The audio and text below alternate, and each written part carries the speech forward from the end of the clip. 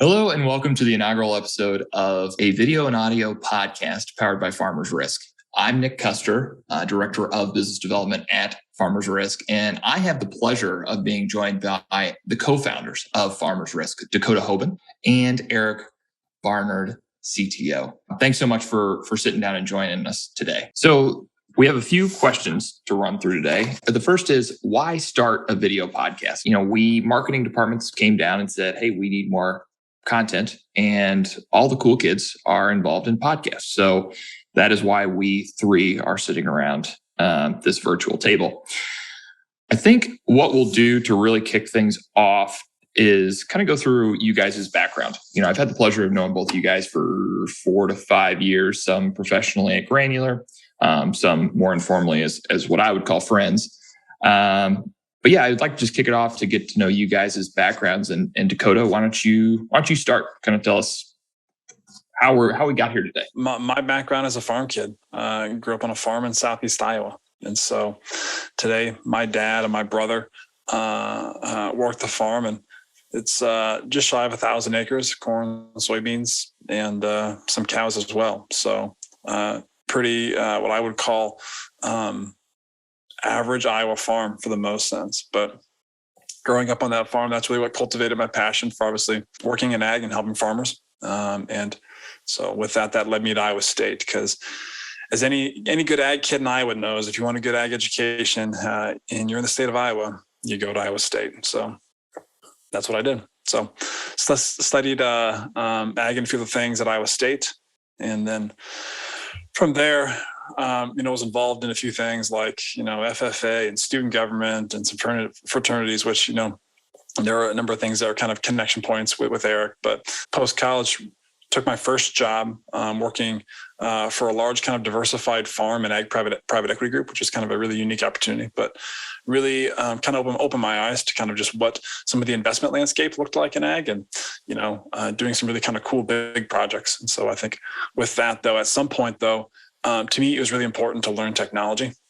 And I didn't know anything about software. And so coming from a farm, studying ag, at Iowa State, I felt like I knew ag pretty well, but I didn't know software. And so the opportunity for Granular came about. I had a buddy who was working for Granular at the time and kind of said, hey, this might be a really great opportunity. And so I was able to join that team and then really, just learn a ton, right? And so really jump in, if you're the farm kid at a company that's based in Silicon Valley, right, building software for farmers, you immediately kind of become everybody's favorite person, as far as providing feedback, right, and how do farmers think about this, right, what should we do here? And so that was a really interesting experience. And so helping that business kind of grow and be successful and make an impact on farms was super, super rewarding for what we're doing. And so seeing that through ultimately a successful acquisition. But largely then that led us to Farmers Risk. And I'm actually going to stop you right there. We're going to have to tease some of the next follow-up questions. We will discuss more of that down the road. But I wanted to kind of get to this point in time or a little before Farmers Risk started. And so now we'll pivot over to Eric. And Eric, before Granular, I know you were a Purdue grad as well. So I will say we are recording this on December 8th of 2021. Purdue is currently ranked number 1 in basketball. So whenever somebody listens to this, inevitably in March and April, and Purdue goes down in the first or second round, we will have video recording that says, this did happen. They were a good college basketball team there for a second. So Eric, why don't you share a little bit about your background? Slide that one in there. So yeah, we're well represented across Midwest college sports here. So a lot of similarities with what Dakota said. I'm also a farm kid. I grew up in central Indiana, corn soy operation. My dad, brothers, grandfather still run that today. Most of my family is involved in ag in some way, shape, or form. Went to Purdue, like Nic said. Started out in engineering. Really didn't know what I wanted to do in engineering. Spent the first year kind of doing that, and I don't know, short and sweet of it is I kind of figured if I stayed in that, I'd probably end up designing like bolts or something, and that didn't sound all that interesting to me at the time. But that first year, I did do a lot of programming. So at Purdue, your first year in engineering is a lot of like MATLAB and Excel programming, VBA, just really getting you to understand logic and processing data. So little did I know at the time that was probably like some of the best coursework and skill sets that would serve me for now almost 14 years. So yeah, I went through Purdue. I switched into Ag Econ, had a great stint there in the Ag Econ program, got involved in student government, my fraternity. And then coming out, I graduated like pretty much after the big real estate collapse there in 2008. Jobs were drying up. I remember going and interviewing a lot of places that fall where prospects were high at the time of interviewing, but by the time offers were going to roll out, nobody was really doing any offers. So it was a unique time, and I guess I got lucky. I found a program in Indiana where they try to pair up folks coming out of college that maybe had unique experiences with startups that were based in the Indianapolis or greater Indianapolis area, technology startups. So that worked out for me. I got a job at a really small software company coming right out of Purdue, and I wasn't an engineer, so I sat in the basically what would be called today like a customer success role. Did a lot of implementations. I basically took the customer after they had been sold the software and got them up and running. And it is a true, frontline customer facing role. And I, to be honest, hated it. But I learned a ton. I hated it because software quality had a lot of issues, and so I learned. That's how I learned to do software development. Was you get your butt chewed on the phone every once in a while, and it really stings. And so I kind of just got tired of it and finally said, I'm going to learn how to fix bugs. So I stopped getting my butt chewed, and so one thing led to another, and I eventually was on payroll as a software engineer and have bounced around in different roles, doing consulting, hung up my shingle once before, and built, kind of ran my own little shop for a while, and then came across Granular and kind of decided at that point, that was a little over 5 years ago, that if anybody was going to bring software into the ag space, I thought Granular was best positioned to do that at that time. And so jumped on board there and was heavily involved in a lot of the products that you probably seen come from Granular Business, Granular Insights. Left Granular this past fall.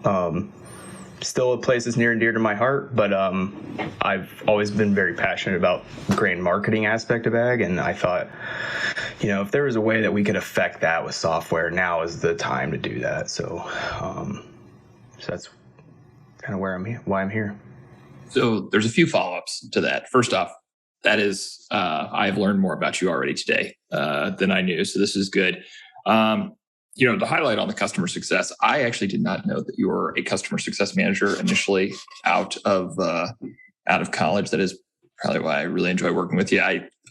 And Dakota knows this far more whenever he was customer success in Granular. But whenever I was at Acre Value, there was always this like rip your hair out frustration whenever it was coming from the sales or whether you were supporting a customer. It's like, okay, here I am, like you noted, on the front lines with this customer. If this engineer could hear the kind of heat that I'm taking and had empathy for that, maybe they'd understand. So the fact you kind of have that is obviously extremely, extremely valuable.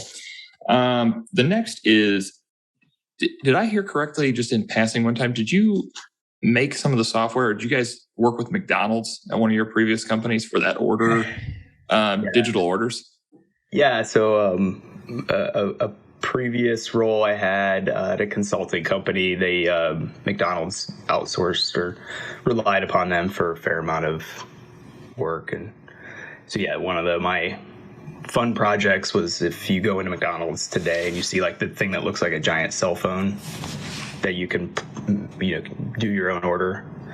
I got to do some of the prototyping on that. So that was a while ago. So you are not responsible for the when I go through the drive-through, when I order a coffee, the menu completely changes on me and I can no longer find what item number 2 I was going to order. That is, you have no part in that. You don't want any part in that. I don't know how much has changed since I worked on it, but I know I'm not responsible, but I definitely was working with the systems that would have done that to you. So I was just going to say, so you're responsible for, I was just in an airport recently and, I had one of those McDonald's and one of those big, remote ordering things. And the line at the cashier was a total of 0 people. And there's a line of 5 people at that little, big cell phone digital board thing where they're punching in their orders. I'm just like, man, sign of the times. Yeah. Yeah. I mean, it was funny. I mean, we had this, basically it's just a giant like PC just in a very fancy case. But when I was working on it, it was like running on like Vista, and I'm sure it's been fully upgraded, but it was basically just your standard point of sale software with just a really fancy screen on it. I got lots of McDonald's stories at some point. So right. Teaser for future podcasts. But moving forward with Farmers Risk, I'd be curious to know, how did the idea come about? I mean, ideas are a dime a dozen. I go out to happy hour on Friday, drink a few beers, have 3 business ideas. The devil's always in the detail, however.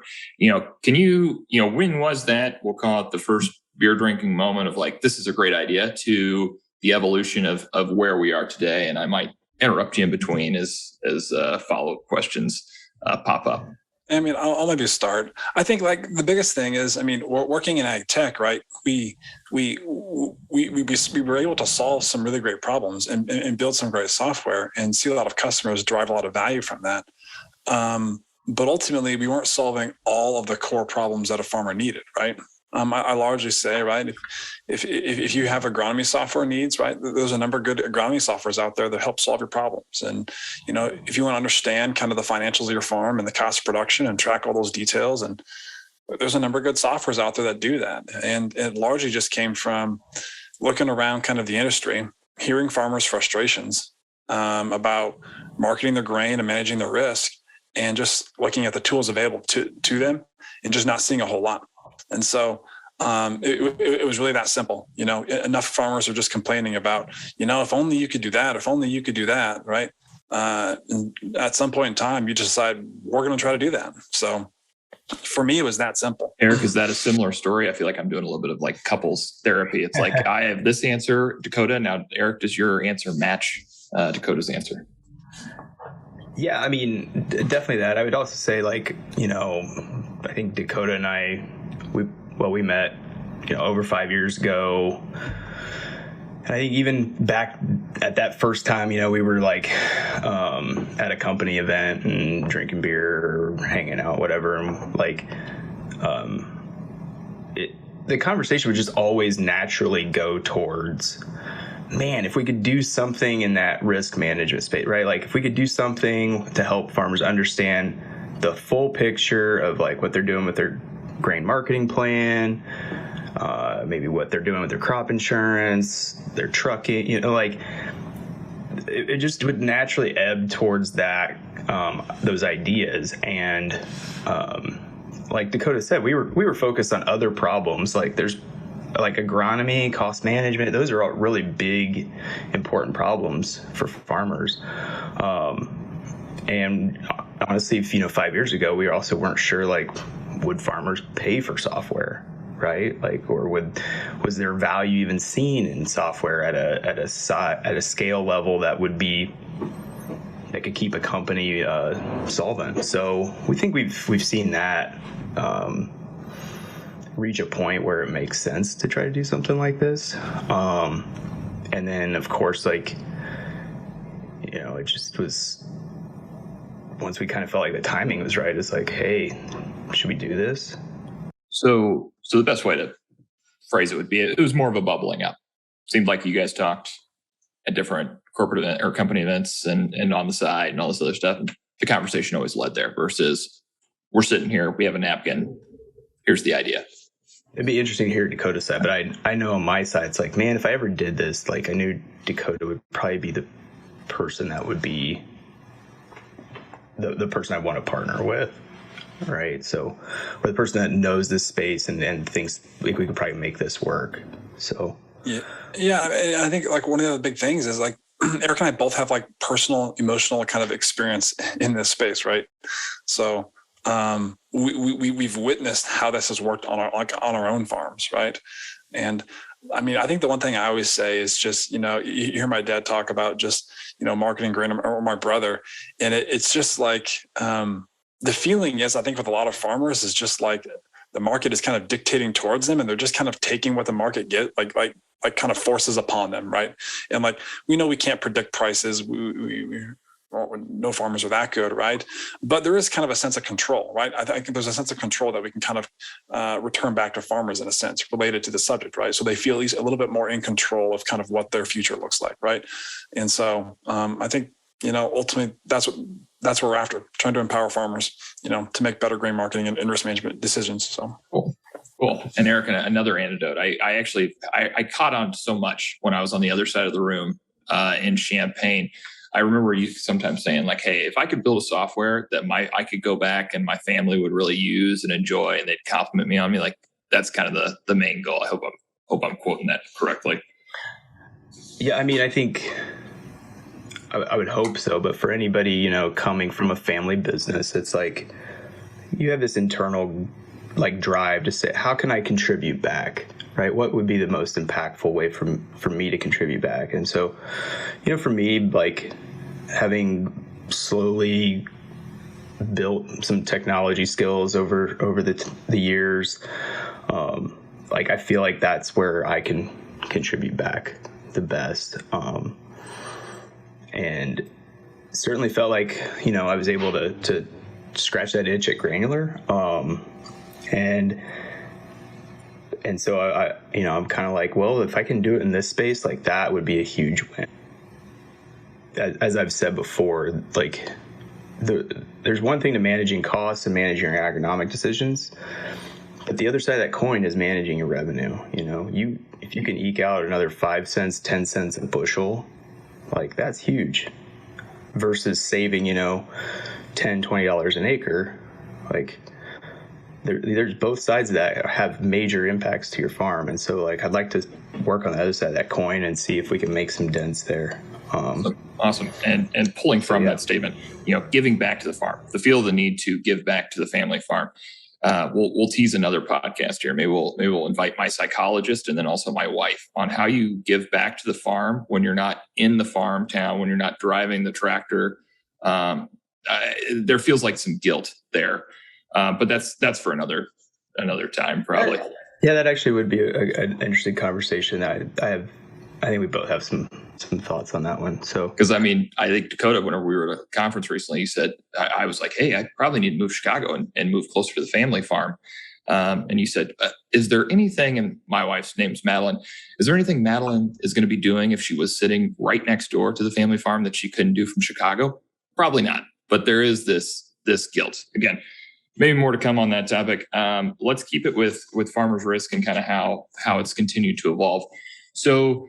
Some thoughts there that we've echoed quite a bit is like we're trying to bring tools and concepts that certainly others are using today, but they might be part of like large organizations or more mature, savvy organizations. And like there's no reason we feel like farmers who are maybe, I don't want to say smaller, but like they're just juggling more and they don't have the time to focus and learn all the ins and outs of like how to be a super savvy options trader or something, right? Like we feel like there's a core set of tools there that we can make simple, that we can package up effectively and give those farmers who are juggling a lot something that they can come in, quickly make good decisions with, keep a strong pulse on their operation, and not feel like they have to sit down on a Saturday morning and spend hours and hours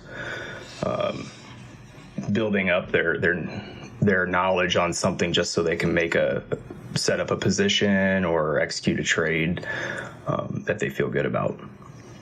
Yeah, whenever we were suggesting and kind of bouncing ideas for the podcast, I was going to suggest maybe like 99 problems, and marketing is also one. The farmer has so much to think about, as well as commodity marketing, which in itself is a full-time job and can be a full-time job. So, you two were talking about it. You guys have had multiple conversations. The conversation's always kind of ended in the same place. Sounds like, hey, how can we fix this problem? So let's dive into maybe the next step. So maybe Dakota calls Eric or vice versa the next morning and says, hey, that conversation we've already had like 5 times, I actually wrote it down on a Word document. Like the next step, like Dakota, can you kind of explain how it went from idea phase to, putting it on paper, setting it in stone, if you will? Yeah, I would say it comes back to the farmers we talk with, right? We hear their frustrations, we hear their pain points, and so in that time frame, like you just start to jot down ideas, like, okay, what does it look like, right? Then, Mr. Farmer, help me understand, like, what are the things that you want to have your pulse on, right? Daily, weekly, monthly, right? What's gonna help you sleep better at night? Like, what are those types of things, right? And then we just started kind of designing some of those tools, So in some really simple kind of wireframes. We just mocked those up for farmers and just said, okay, what do you think about this?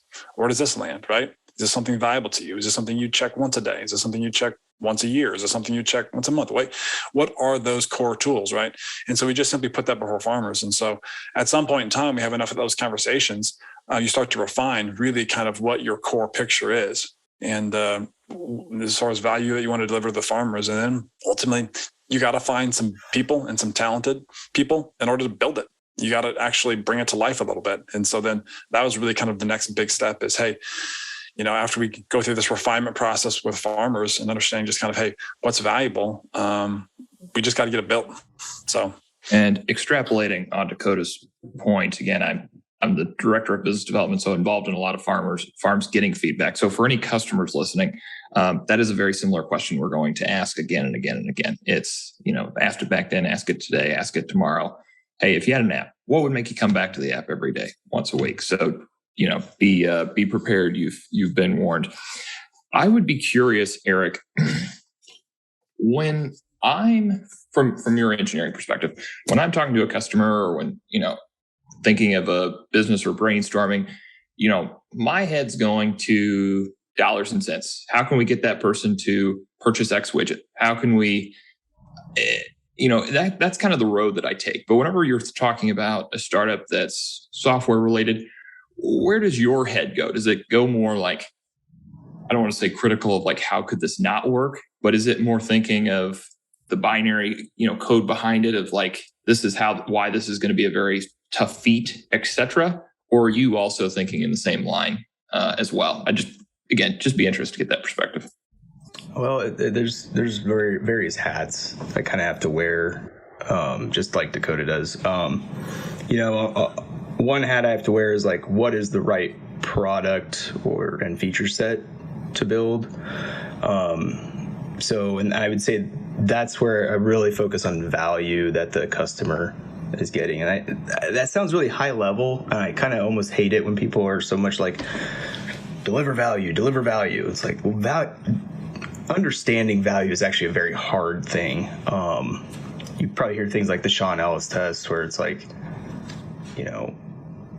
you get somebody that uses it, and then you ask them, if you didn't have that software, like, how much would that impact them? And that's kind of there's some science around that, around basically the response types of like, you've hit critical value, or no, you're still kind of batting around the edges. But effectively, you're constantly focusing on like, how do I deliver features, capabilities with the software that a user finds indispensable. And so you're just constantly trying to poke and prod and figure out if you can deliver that. So that's more on the product development hat that I try to wear most of the time. On the engineering side, it's not terribly different, but you kind of look at the organization as your as your first customer. It's like, so you're thinking about like, what software features am I delivering to the salespeople, to CSMs, and then ultimately to the customers that help us stay a viable business. I think, there's examples of that are like, how do I ensure that we have automated quality control, right? So we don't have to go hire like an army of QA testers, right? Like we can have automation that does that, or we have continuous deployment so that we aren't, copy pasting new versions of the software up to the cloud manually or something like that. We're basically finding processes that have a lot of potential to go bad or go poorly and cause outages for customers, and eliminating those. That's on the engineering side a lot of what your focus is at. Like engineering wise, building features is actually can be fairly straightforward as long as you're getting a good communication and collaboration with your product managers, with your salespeople, and they're getting that customer feedback back to the engineering team. Like if all I had to do was focus on feature building, like that would actually be not, and I wouldn't say easy, but it would be really fun. But a lot of what you have to do is you have to look at like, here's all the features that we're asking for. What capability could I build that would actually cross, 5 or 6 of those right off the list? And so that's some of the chess that you have to play on the engineering side. And Dakota, it sounded like you wanted to make a point there. Yeah, I think Eric brought up an interesting thing, just going back to like just the customer value piece and just kind of defining that. Because I would say, right, I think we've been in orgs, right, where the product management team, the sales leaders, right, they spend a lot of time trying to define the customer value, like what is being derived from like whatever we're delivering. But I think the one thing that I wanted to emphasize that Eric said, I think that is how we view kind of software development is how do we be indispensable, right? And so I always use the example. I think somebody else, I heard this from somebody else, but just talking about the iPhone in your pocket. Who and how do you quantify the value of an iPhone, right? And what that delivers to you as, either in your work life, your personal life, or whatever, right? And I think that maybe few, if any, people are doing that. And I doubt Apple's doing that internally, right? But ultimately what they set out to do was create essentially a tool or a product that was indispensable to the people who used it, right? And so that's how we want to think about building products. Is how do we build those tools that are so indispensable to farmers, yearly crop cycles, and so critical to their decision making that you skip right over just kind of the how do we define the specific customer value that we're driving, because I think that limits us too much, right? It kind of sets, hey, what is the minimum kind of threshold type of mentality as opposed to kind of maximum threshold, right? So we've discussed the idea and maybe putting pen to paper, if you will, and we've discussed about, hey, can we make this indispensable for farmers, for growers in their life? Now, it sounds expensive. Obviously, you're hiring people to do outside work, and you're making this great product. But I think people will also be interested to learn that Farmers Risk at the moment right now, and we always intend to make it free. Why? What's the mission, or why are we offering this product for free? Dakota, I'll point that one to you. Sure. I mean, I think for us, it comes down to a few things. I would say one, right, at the end of the day, we're trying to make farmers better, right? We're trying to help them take the next step on their risk management and grain marketing journey. And if we're truly honest about that, I mean, that starts with some really basic tools and allowing anybody and everybody to come in the door to utilize those tools, right? And so I would say that's first and foremost, just kind of coming back to just the mission about what we're about with Farmers Risk. I would say the second thing is we know that farmers are a little bit more hesitant sometimes to adopt software and technology, right? And so just keeping that burden just ultra low is also really, really important to us, right? We don't want to create high thresholds to entry because some of the problems we're trying to solve have high thresholds to entry, and we're just trying to kind of bring those and tear those down a little bit. So I would say that's a second big tenet. And I would say the third big tenet is we want to build trust with our customers. I would say everybody has some sort of maybe free tool or app that they've tried or used out that provided them zero value, and they tried it and like, that's a waste of time. I'm never coming back to that again, right? But we've also had apps that we've tried for free that we found, hey, that's provided me a lot of value, and I would argue that it's those apps that people come back to each and every day, right? right? That one that's free, that, has provided you value. And so I think through that, we want to prove to farmers that, hey, we can deliver value to you, and that we want to build their trust. So, and I'm not a farmer. My father-in-law is a farmer, but just going through apps and maybe the evolution of apps, it seems like, we already talked about the iPhone, and then it seemed like everybody got free everything, free Gmail account, free this account. It seems like we've hit this new wave, if you will, of if I see a free app, I'm going to be skeptical of the free app. Whoa, what are you getting? What am I not aware of that I might be giving you? I know farming data is very, very important. Can you explain on how you intend to make certain parts of the app free, and then maybe how we will make revenue in the future to, again, keep parts of it free, be respectful of people's data? And again, I'll point that one to you, Dakota, and Eric, if you want to chime in, feel free. Yeah, I'll maybe start it, but I think Eric would have some really good insight here too as well. I mean, I know that a lot of farmers have a lot of concern about data, and I know that that's really, really important. And obviously, we at Farmers Risk are the first to say that, hey, the farmer's data is the farmer's data, right? And they own that. We don't own that, but they do. And but we also think there's a ton of value in just the farmer utilizing their own data, right? We would say there's still a lot of farmers who aren't utilizing their own information to make better decisions, about the next year, right? And they fall into maybe the trap of just doing the same thing because it's what they know and what they're comfortable with. And so then it becomes really, the onus gets put on us, right? As far as if you give us any sort of data or you put data into our applications, how do we return that to you in a way that you can make a better decision in the future, right? That's really what we're after.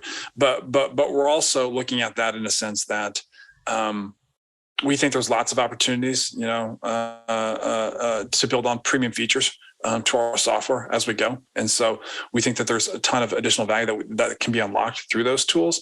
But we don't really get those, and those become much harder conversations if we haven't built some level of trust with the farmers first. So that's really where it starts. I don't want to put you on the spot, but yeah, if you had some to follow up on. Yeah, totally in agreement there. You've heard the adage of if what is it, like, the product is free, then maybe you're the product, right? That's not our plan. I don't even want to try to figure out how to make farmers the product here. Just like Dakota said, we feel like to build trust, you got to get in and kick the tires, right? And if you have to pay to even get in and kick the tires, that's not going to work. We understand that.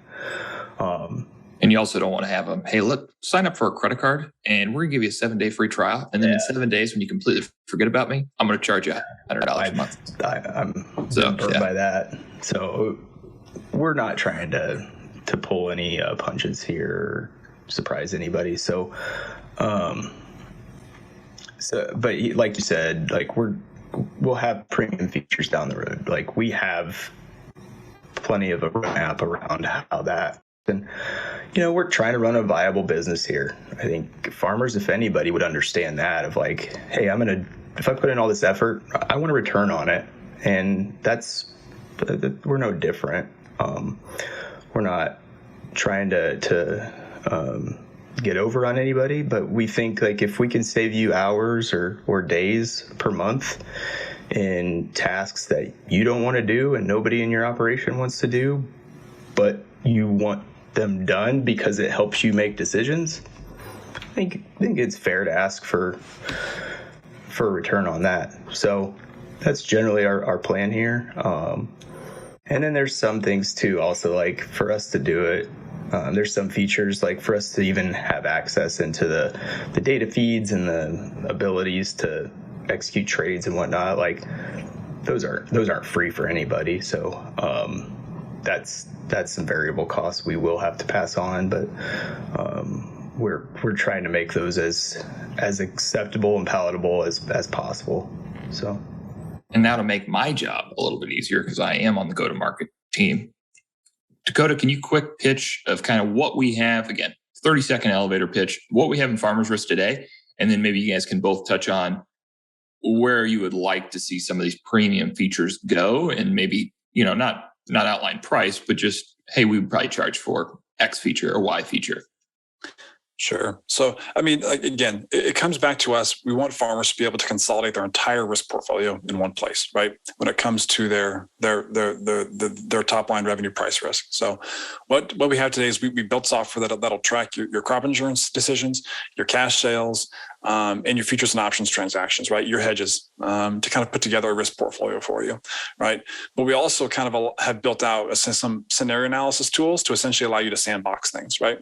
So, kind of do what if actions, right? What if my cost of production goes up? What if I change to this insurance type, right? What would my risk portfolio look like if I buy this put at this strike price, right? Like, we want to give farmers confidence in exactly knowing what's going to happen before they even take an action, right? To give them confidence to take that action. So we have those tools built out today. And so our team's currently working on building out some of our trade execution tools so that we can actually do futures and options transactions through the platform as well. And so we're really excited about that because I think that we can bring really kind of a transformational level of simplicity to some of those tools and bring a whole new generation of farmers into those tools, which we're really excited about because largely we believe the best farmers are the ones who kind of use this portfolio mindset of using all the tools available to them to really manage their risk. And so we want to help more farmers kind of step into some of those tools in really simple and responsible ways. And so we're really excited about that. And then, beyond that, there's tons of things that we have before us related to potentially grain marketing, crop insurance, et cetera, that, maybe Eric wants to touch on a little bit more, but as far as what we'd like to do in the future too. But Eric, is there anything you wanted to add there? Yeah, I mean, just you covered the whole gambit. It seems like. Yeah, I mean, I don't want to pull the curtains back too far here on the stuff we have up our sleeve. So let's just suffice it to say, if it can impact a farmer's revenue,